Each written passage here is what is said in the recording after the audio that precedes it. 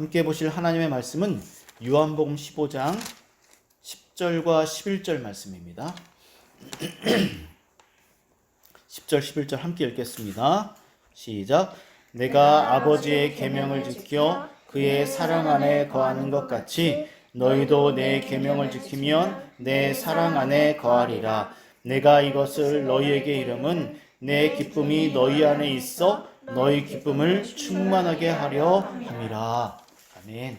네, 계속해서 어떻게 하면 우리가 성숙한 그리스도인이 될 수 있을까라는 그러한 주제로 하나님의 말씀을 살펴보고 있고, 또 그 원리를 이해하기 위해서 요한복음 15장에 있는 포도나무 비유의 말씀을 우리가 계속해서 살펴보고 있습니다. 지난 주일에는 열매 맺지 못하는 그런 가지들, 우리의 삶에 유익을 주지 못하는 그러한 가지들을 하나님께서 일평생 동안 우리의 삶 가운데 오셔서 우리의 그 열매 맺지 못하는 그런 가지들을 잘라내시는, 가지치시는 그런 하나님의 섭리에 대해서 우리가 말씀을 살펴보았습니다. 그리고 하나님의 열매 맺지 못하는 가지들을 가지치실 때 우리가 해야 하는 일, 우리가 어떠한 자세로, 어떠한 마음의 자세로, 어떠한 신앙의 자세로 그 시간들을 통과해야 되는지에 대해서도 말씀을 드렸습니다. 하나님이 가지를 치실 때, 우리의 그 열매 맺지 못하는 거는 가지들을 치실 때 우리가 해야 하는 일은 바로 우리의 구주 되시는 예수 그리스도 안에 머무는 것이라고 그렇게 말씀을 드렸습니다. 그리스도 안에 머문다라는 이 말씀의 의미, 바로 우리의 마음에 하나님의 말씀을 채우고 또 마음에 채워진 하나님의 말씀에 순종하게 될 때, 순종할 때, 그것이 바로 예수님 안에 머무는 것이라고 그렇게 말씀을 드렸습니다. 어떻습니까? 일주일이 이 말씀을 여러분들에게 전한 다음에 일주일이라는 시간이 지났습니다. 일주일 동안 여러분들의 마음 안에 1차적으로 하나님의 말씀이 정말 가득히 채워졌는지, 그리고 하나님의 말씀이 여러분의 마음에 채워지고, 그래서 그 말씀을 기억하면서 말씀대로 살고자 하는, 순종하고자 하는, 아니 그 이전부터 들어왔던 수많은 하나님의 말씀들을 기억해내면서 그 말씀에 순종하기 위해서 힘쓰고 애쓰셨는지, 또 그 말씀을 붙잡고 기도하며 삶을 살아내셨는지, 이 시간 잠시 여러분들의 삶을 돌아보시기를 바랍니다. 저도 이 말씀을 준비하면서 제 자신을 돌아보지만 쉽지 않았던 것 같습니다. 아니, 어려웠습니다. 그죠? 하나님의 말씀을 마음에 채우고 말씀에 온전히 순종하며 그런 그리스도와 함께, 그런 그리스도를 내 마음에 모시고 그리스도와 함께 동행하는 이러한 삶, 쉽지 않다라는 것입니다. 하지만 그럼에도 우리는 끝까지 어렵다라고 해서 이거 어려운 거구나, 힘든 거구나 해서 내려놓는 것이 아니라, 어렵기 때문에 더 힘쓰고 애쓰고 그래서 끝까지 이 길을 걸어가야 한다라는 것입니다. 그리고 이 길을 걸어가기 위해서 더욱더 하나님이 우리에게 원하시는 삶, 그리고 하나님이 어떤 분이신지 알아가야 한다라는 것, 하나님을 힘써 알아야 한다라는 것을 여러분들에게 다시 한 번 더 말씀을 드립니다. 따라서 우리가 말씀을 묵상하고 특히 예배를 통하여서 하나님을 알아가는 일이 얼마나 중요한 것인지 여러분들 다시 한 번 더 마음에 깊이 새기고, 하나님을 알아가는 이 시간들을 소중하게 여길 수 있는 여러분이 모두가 되었으면 좋겠습니다. 저는 또 말씀을 준비하는 가운데 이런 생각을 했습니다. 요즘 계속 우리가 이렇게 예배를 드리는 가운데 예림이가 계속 저에게 와서 한 달에 한 번은 꼭 이부 순서로 말씀을 암송하자고, 말씀을 암송하고 싶다는 이런 제안을 저에게 수시로 합니다. 제가 까먹을 만하면 바빠서 이것저것 하고 나가서 일도 하고 또 말씀을 준비하고 또 이런 여러 가지 일들 하면 막 머리가 또 복잡하기도 하고 분주하기도 하고, 그래서 까먹을 수 있는데, 까먹을 만하면 저에게 와서 이러한 제안을 하는 모습을 보면서 어제 다시 한번 이런 모습을 제가 이렇게 정리하고 생각하면서 참 작은 습관이지만 너무 귀하다는 것을 또 제가 생각할 수 있었습니다. 비록 작은 습관이지만 여러분들의 마음 안에 하나님의 말씀을 머무르게 할 수 있는 어떤 습관이 있다면, 그것이 비록 작다 할지라도 그 습관은 너무나 귀한 것입니다. 왜냐하면 작은 것부터 시작해서, 그리고 항상 작은 것부터 시작해서 큰 것이 되는 것이고, 작은 습관 없이 우리의 삶이 변화될 수 없기 때문입니다. 여러분들, 작은 것이지만 이것을 소중하게 여기고 이런 작은 습관들을 통하여서 여러분들의 삶이 정말 변화되어질 수 있기를 진심으로 부탁을 드립니다.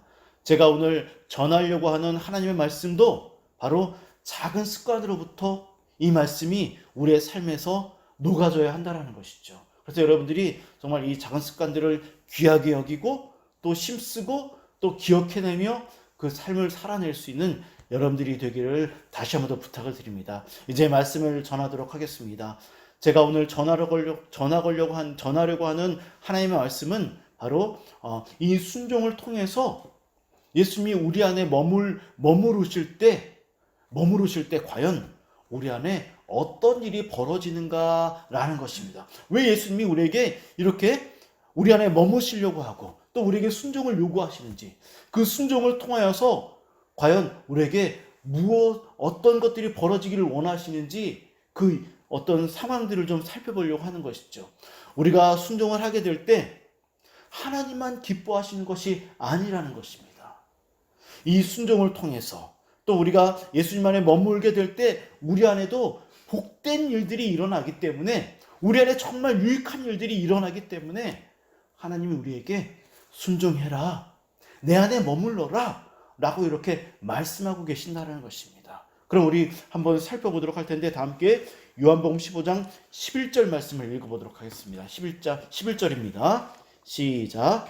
내가 이것을 너희에게 이르면 내 기쁨이 너희 안에 있어 너희 기쁨을 충만하게 하려 함이라. 아멘. 그렇습니다. 예수 그리스도께서 우리에게 계속해서 순종해라, 그리고 그러한 과정을 통하여서 내 안에 머물러라, 그렇게 될 때 너희 안에 기쁨이 생겨날 것이다 라고 지금 말씀하고 있다는 것입니다. 그런데 이 기쁨은 단순히 그냥 세상에서 얻을 수 있는 그 정도의 수준의 기쁨이 아니라는 것입니다.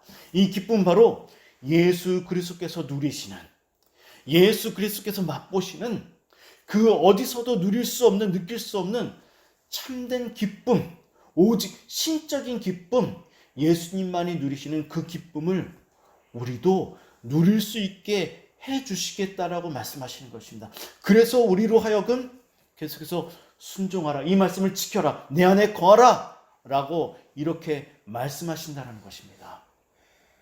이 말씀은 저와 여러분이 예수님만이 느끼시는 그 기쁨을 맛보게 하기 위해서 하나님의 말씀을 우리의 마음에 채우라 라는 것이고, 하나님의 말씀을 채우는 것만이 우리가 참된 기쁨을 누릴 수 있는 것이고, 이것이 바로 필수라는 것입니다. 필수. 이것 이외에는 참된 기쁨을 누릴 수 있는 방법이 없다라는 것입니다. 오직 이 방법만이 참된 기쁨을 누릴 수 있는 유일한 방법이고 필수적인 신앙의 방법이라는 것입니다. 이것을 떠나서는 너희가 기쁨을 누릴 방법이 없다라는 것입니다. 세상에 있는 기쁨은 잠시 잠깐이고 영원히 지속되는 유일한 방법, 그것은 바로 그리스도를 내 안에 모시는 것, 그분의 말씀에 순종하는 것, 이것만이 참된 기쁨, 유일한 기쁨, 가장 큰 기쁨, 신적인 기쁨, 이 기쁨이 된다는 것입니다.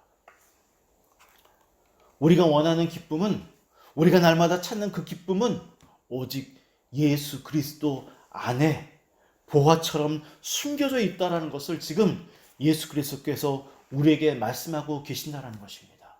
어떠십니까 여러분들? 이 말씀, 예수님 안에 참된 기쁨이 있다는 이 말씀 어떠십니까? 어떻게 이 말씀이 여러분들에게 지금 다가오고 있습니까? 날마다 말씀을 읽고 묵상하고 때론 암송하고 말씀에 순종하는 삶이 우리에게 기쁨을 준다는 이 말씀, 이 말씀이 얼마나 귀하고 얼마나 소중한지 여러분들 이해하실 수 있겠습니까? 받아들이실 수 있겠습니까? 아, 그렇구나, 이 말씀을 정말 붙잡아야 되겠구나, 이런 마음이 여러분들 안에 뜨겁게 일어날 수 있겠습니까?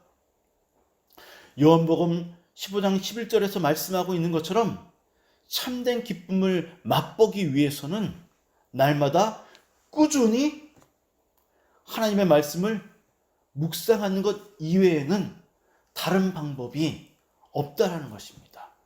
계속해서 묵상하고 꾸준히 묵상하고 노력하고 순종하는 자리로 나아간 그 방법 이외에 다른 방법은 없다라는 것입니다. 참된 기쁨은 없는데 다른 방법은 없다라는 것입니다. 어떻습니까? 이 말씀이 여러분들에게 정말 기쁨이 되고 소망이 됩니까? 아니면은 조금 절망스럽게 다가옵니까? 무거운 짐처럼 다가옵니까? 어떻습니까?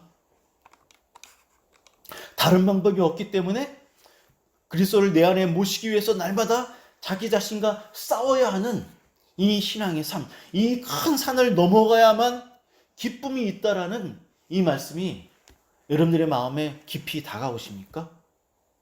이 말씀은 이런 것들을 전제하는 것입니다. 어떤 것들이냐면 힘들고 우울하고 지쳐 있을지라도 하나님의 말씀 앞으로 나아가야 한다는 전제가 이 안에 있다는 것입니다.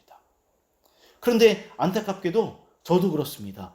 힘들고 우울하고 지치고 화나는 일이 생기고 여러 가지 일들이 벌어지게 되면 안타깝게도 우리는 연약하기 때문에 하나님의 말씀으로부터 멀어집니다. 그런 경험들을 우리는 날마다 수없이 경험하며 살아가고 있습니다. 그런데 안타까운 것은 하나님의 말씀이 우리의 마음에서 멀어지고 그래서 그리스도가 내 안에서 멀어지게 되면 우리가 그토록 원하는 기쁨이 멀어지게 된다는 것입니다. 이 말씀이 그것을 지금 우리에게 말씀하고 있다는 것입니다. 그래서 자기 자신과 싸워야 하고 환경과 싸워야 한다는 것이 이 말씀에 숨겨져 있다는 것을 우리는 발견할 수 있어야 합니다. 그래서 제가 서두에서 작은 습관에 대해서 먼저 언급을 했던 것입니다. 처음부터 잘할 수는 절대로 없습니다.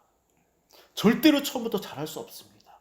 이 말씀은 처음부터 잘하라고 우리에게 말씀하시는 것이 아니라 이 말씀이 우리의 삶이 되게 하기 위해서는 우리가 정말 많은 산들을 끊임없이 넘어가야 하고 그리고 이 말씀, 제가 항상 늘 강조하는 문맥의 흐름을 통해서 이 말씀을 우리가 읽게 되면 우리는 이 말씀까지 오기 위해서는 끊임없이 가지쳐지는 아픔을 경험해야 한다는 것이죠. 작은 것부터 시작하십시오. 실패하더라도 포기하지 마십시오. 분명히 어려운 일이지만 할 수만 있다면 하루도 거르지 말고 그리고 하루 이틀을 걸어왔다가 할지라도 다시 하십시오. 날마다 영의 양식은 하나님의 말씀을 얻기 위해서 싸우십시오. 그러면 이 일은 되는 것입니다. 잘 되고 안 되고를 떠나서 실패하더라도 노력하는 것이 중요하다는 것입니다. 제가 정말 존경하는 싱클레어 퍼거슨이라는 이 조직 신학자는 목회자이면서 신학자인 그는 이렇게 말을 합니다. 마음에 내키든지 내키지 않던지 전혀 기쁨이 없을지라도 상관하지 말고 마음이 좋든 나쁘든 그런 거에 너무 신경 쓰지 말라라는 것입니다. 그냥 마음이 죽고 싶을 정도로 정말 엉망진창일지라도 상관하지 말고 날마다 성경 읽고 묵상하다 보면 성경 읽다 보면 막 졸음이 올 수도 있습니다. 저도 경험합니다. 너무 몸이 피곤하면 제가 일을 마치고 저녁에 와서 이렇게 책상에 앉아갖고 읽다 보면 막 졸음이 올 때가 있습니다. 그럼에도 불구하고 제가 말씀을 통해서 깨달은 것들 또한 여러 신학자들을 통해서 깨달은 배움을 통해서 억지로라도 앉을 때가 있습니다. 왜냐하면 이런 싱클레어 퍼거슨이라든 여러 신학자들이 동일하게 하는 말이 있기 때문입니다. 그런 것들 때문에 포기하지 말라라는 것입니다. 상관하지 말고 그냥 꾸역꾸역 가라라는 것입니다. 그러면 묵상하다 보면 읽다 보면 결국에는 성경을 읽고 싶어지는 마음이 생기게 된다는 것입니다. 사모하는 마음이 우리 안에 생기게 된다는 것입니다. 그래서 이 일을 하라고 그는 말합니다. 영향력 있는 신학자도 특별한 방법은 없다라고 이렇게 말합니다. 제가 여러 책들을 읽고 특히 싱클레어 퍼거슨의 책을 읽으면서 무엇을 깨달았냐면, 저는 정말 이 말씀을 깊이 묵상하기 위해서 또 이번 주 여러 가지 책들을 또 구해서 또 막 책을 읽어보고 또 책장들을 막 뒤져가면서 여러 책들을 찾아보았지만, 혹시 특별한 방법이 있을까? 말씀을 묵상하는데 좀 더 도움이 될 만한 특별한 방법이 있을까라고 생각하면서 또 새로운 책들을 사보고 막 읽어보았습니다. 그런데 제가 내린 결론은 무엇이냐면, 특히 이 싱클레어 퍼거슨이 제가 지금 읽어드린 이 글을 읽으면서 깨달은 것은 무엇이냐면, 특별한 방법이 없구나. 제가 정말 특별한 방법이 있을까 하고 일주일 내내 막 뒤져보았지만 특별한 방법이 없었습니다. 그냥 꾸역꾸역 뚜벅뚜벅 가는 것입니다. 이렇게 하라라고 말을 합니다. 다른 거 없어. 그냥 하는 거야. 밀어붙여. 이렇게 말을 하고 있다는 것입니다. 될 때까지 계속해서 노력하고 또 노력하는 것 이외에 다른 것은 없다라고 그가 말하는 것을 보면서, 특별한 것 없구나. 그러니 해야 되겠구나. 라는 것을 깨달았던 것입니다. 주님 안에 있는 기쁨을 맛보기 위한 특별한 방법은 없다라는 것입니다. 그저 오래전 우리의 신앙의 선조들이 해왔던 그 방식대로 우리들도 그 방법을 따라서 시편 1편 1절에 있는 말씀처럼 주야로 그 말씀을 묵상하는 것 이외에는 다른 방법은 없다라는 것을 우리가 다시 한번 깨닫고, 여러분들 이 말씀을 사모하기를 바라고, 말씀을 사모할 수 있도록 기도하기를 바라고, 그 길을 걸어가기를 뚜벅뚜벅 작은 습관으로부터 우리의 삶이 변화되어진다는 것을 깨닫고 그 삶을 살아내시기를 다시 한 번 더 여러분들에게 부탁을 드립니다. 제가 진심으로 저와 여러분들에게 도움이 될 수 있는 것이 무엇인지 알고 싶어서 진심으로 여러 가지 많은 책들을 뒤져보았지만, 제가 깨달은 것은 특별한 방법이 없다라는 것이었습니다. 예수님이 말씀하신 방법 외에 다른 방법은 없다라는 것을 다시 한 번 더 강조하면서 여러분들의 주어진 이 일주일의 시간들을 다시 한 번 더 살아내기를 주님의 이름으로 부탁을 드립니다. 그리고 날마다 묵묵히 해 나아가면서 깨달은 이 하나님의 말씀들을, 그리고 제가 전하고 있는 이 하나님의 말씀들을 실제로 여러분들의 삶에 적용해 나가는 것이 중요하다라는 것을 여러분들에게 부탁을 드립니다. 그러면 기쁨이 우리 안에 온다는 것을, 기쁨을 우리에게 주시겠다라고 약속하신 이 하나님의 말씀을 신뢰하시기를 여러분들에게 부탁을 드립니다. 영국의 국교인 성공회의 대주교인 토마스 그랜모라는 이 대주교는 이렇게 말을 했습니다. 하나님의 말씀을 듣고 배우고 읽고 이러한 것들을 내적으로 소화해내는 방법을 배울 수 있어야 된다라고 그는 그렇게 이야기를 했습니다. 토마스 그랜머가 한 이 말씀을 듣고 읽고 배우고 이러한 것들을 내적으로 소화할 수 있는 방법을 배워야 한다라는 이 말씀의 의미는 무엇이냐면 바로 이런 것입니다. 하나님의 말씀을 올바르게 읽고 적용할 수 있는 분별력을 가져야 한다는 것입니다. 이 분별력을 가져야 한다는 것은 어떠한 의미냐면 바로 예를 들어 이런 것입니다. 많은 그리스도인들이 실수하는 것 중에 하나인데, 예를 들어 수많은 예들 중에서 한 가지 예를 제가 여러분들에게 들 텐데 어떤 것이냐면, 출애굽기 14장에 보면 특별히 21절에 보면 모세와 이스라엘 백성들이 홍해 바다 앞에 서게 됩니다. 뒤에는 애굽의 군인들이 쫓아옵니다. 그런데 앞에는 홍해 바다가 그들 앞에 막혀져 있습니다. 그때 하나님이 모세에게 말씀을 하십니다. 바다를 향하여서 지팡이를 들어라. 그러면 바다가 열릴 것이다. 라고 이렇게 하나님이 모세에게 말씀하시고, 모세는 하나님의 말씀을 신뢰하고 그 말씀에 의지하여서 믿음으로 손을 들자, 지팡이를 들자 바다가 열리게 됩니다. 그런데 혹 간혹 어떤 사람들은 이 말씀을 잘못 분별하고 이해해서 실제로 자기가 바다에 나갑니다. 그리고 바다를 향해서 바다가 열리기를, 갈라지기를 바라면서 지팡이를 드는 사람이 실제로 있습니다. 그리고 성경에 나온 이는 수많은 기적들을 실제로 경험하고 싶어서 이 기적의 말씀대로 행하는 사람들이 종종 있습니다. 어떻습니까? 이 사람이 지금 바르게 하나님의 말씀을 분별해서 이 말씀을 제대로 자신의 삶에 적용하고 있습니까? 그렇지 않죠.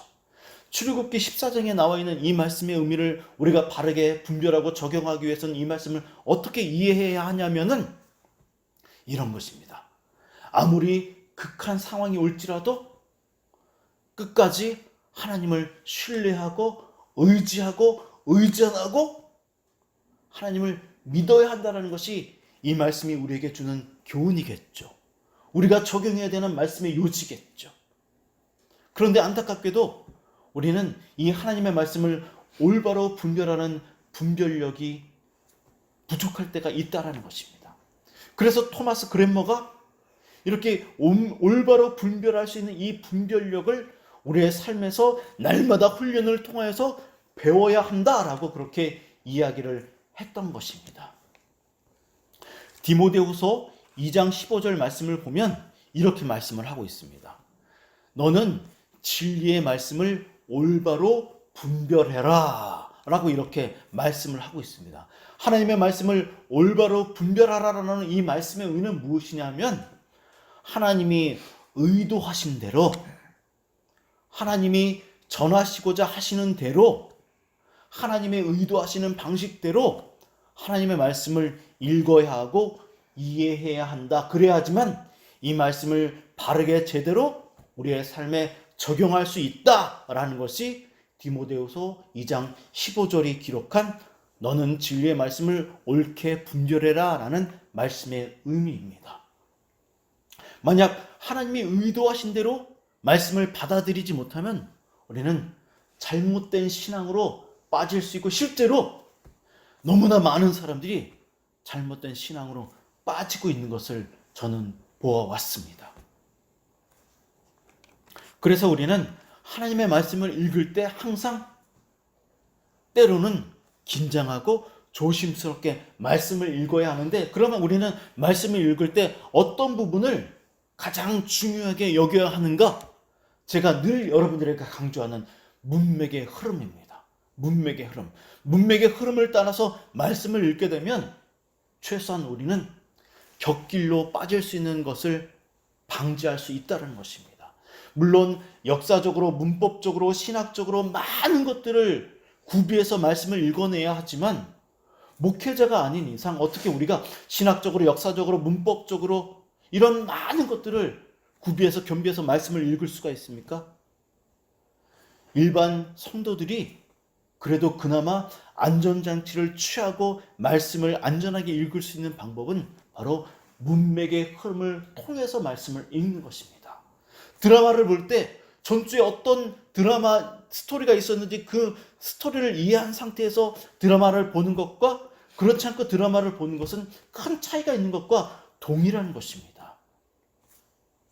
우리가 예수님이 약속하신 기쁨을 맛보지 못하는 가장 큰 이유, 그런 것들을 우리가 생각해내면서 여러분들 다시 한 번 더 말씀을 묵상할 때 문맥의 흐름을 통해서 말씀을 정말 읽어가시기를 주님의 이름으로 부탁을 드립니다. 이제 그러면 제가 여러분들에게 이런 질문을 해보고 싶습니다. 어떤 질문이냐면 저와 여러분이 우리가 예수님이 약속하신 이 기쁨을 맛보지 못하는 가장 큰 이유는 무엇일까? 우리 한번 이 말씀 앞에서 요한복음 15장 11절 말씀 앞에서 자기 자신을 돌아보면서 그럼 나는 왜 예수님이 약속하신 이 기쁨을 맛보지 못하며 살고 있을까? 왜 나는 그 약속하신 이 참된 기쁨이 내 안에 충만하지 못할까? 그 이유는 무엇일까? 우리 한번 잠시 고민해 보았으면 좋겠습니다. 우리가 예수님이 약속하신 기쁨을 맛보지 못하는 가장 큰 이유는 무엇이냐면, 이것도 문맥의 흐름을 통해서 이해해야 합니다. 가장 큰 이유는 무엇이냐면 바로 하나님의 말씀을 우리의 마음에 채우지 못하고 있는 것이고, 그리고 하나님의 말씀에 순종하지 못하기 때문에 우리가 하나님이 우리에게 약속하신, 예수 그리스도께서 약속하신 이 기쁨을 맛보지 못하는 것입니다. 그래서 우리가 기쁨을 맛보지 못하는 것입니다.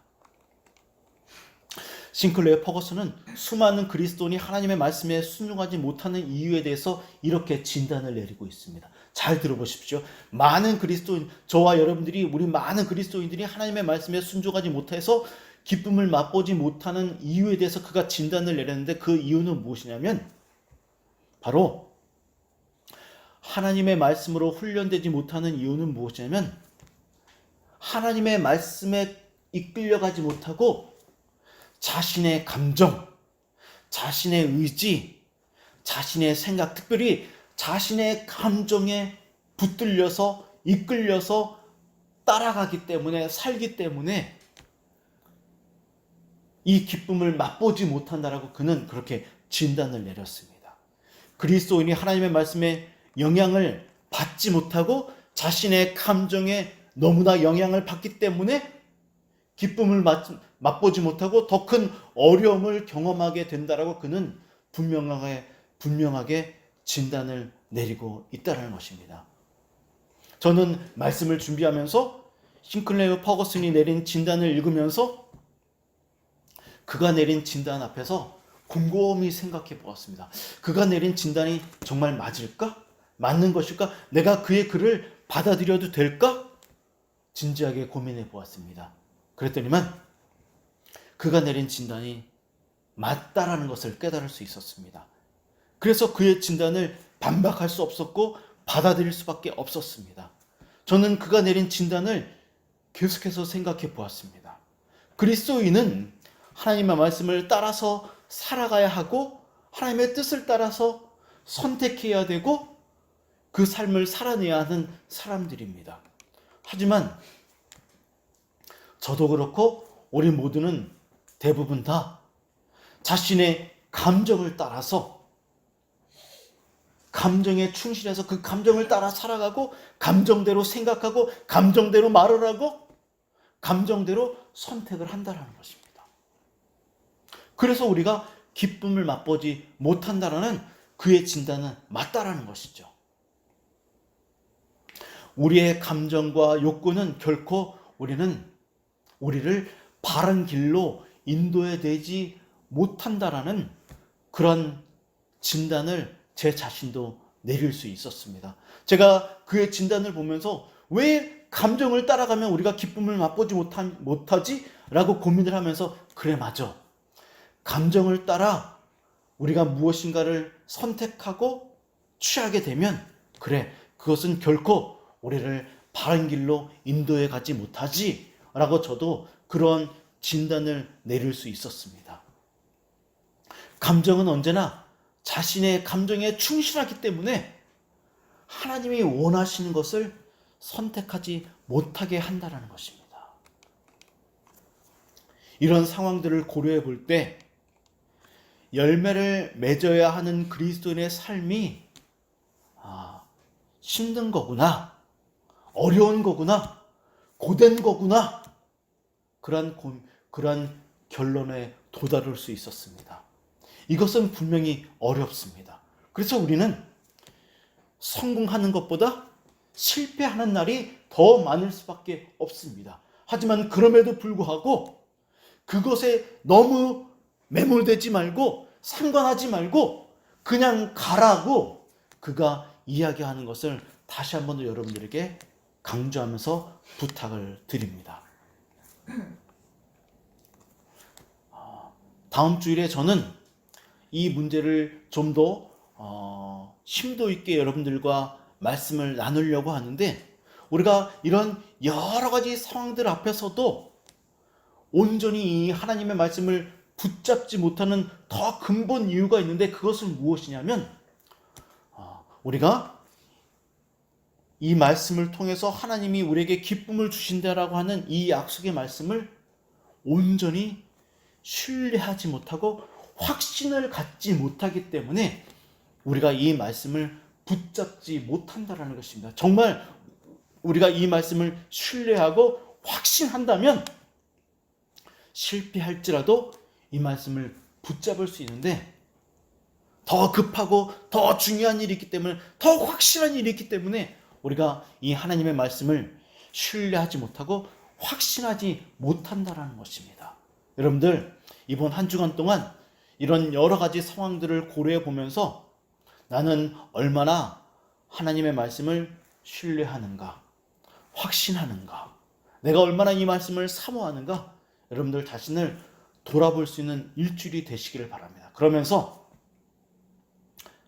신뢰하는 마음이 없더라도, 확신이 없더라도, 힘들더라도, 좀 지겹더라도, 하기 싫더라도 한번 해보십시오.